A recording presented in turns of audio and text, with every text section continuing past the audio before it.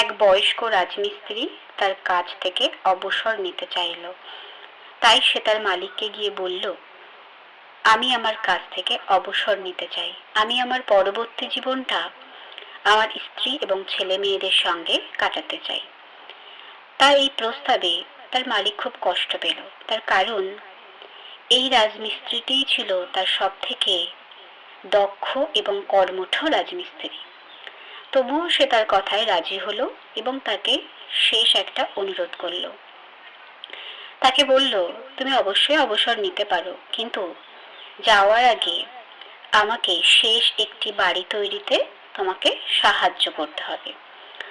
রাজমিস্ত্রিটিও রাজি হয়ে গেল তার মালিকের কথা মতো। কিন্তু ওই বাড়ি তৈরির কাজ শুরু করার পরে দেখা গেল রাজমিস্ত্রির মন আর ওই বাড়ি তৈরির কাজে নেই। সে তার অবসরের কথা ভেবে এবং অবসরের পরের জীবন কেমন হবে সেই সব ভেবে সবসময় আনমনা হয়ে থাকত। এইভাবে আনমনা অবস্থায় সে ওই বাড়ি তৈরির কাজ শেষ করলো এবং বাড়ি তৈরি শেষ হলে তার মালিককে গিয়ে জানালো যে সে বাড়ি তৈরি শেষ করেছে, এবার তাকে বিদায় দেওয়া হোক।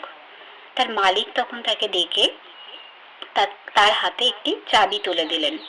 তখন রাজমিস্ত্রি তার মালিককে জিজ্ঞাসা করলেন, এই চাবিটা কিসের চাবি?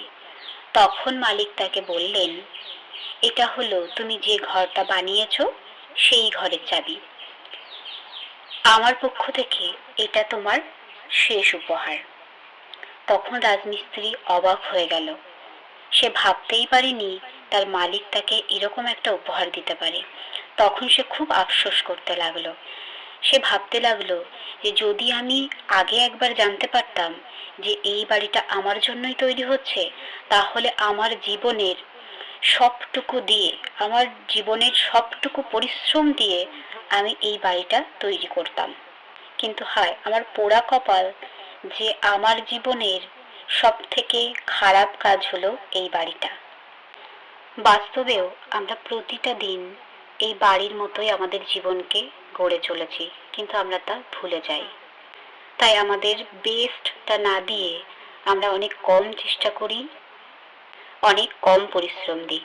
আমরা যদি আজ এই সত্যটা উপলব্ধি করতে পারি, তবে আমরা হয়তো আমাদের সেরা পরিশ্রমটাই দিতে পারবো।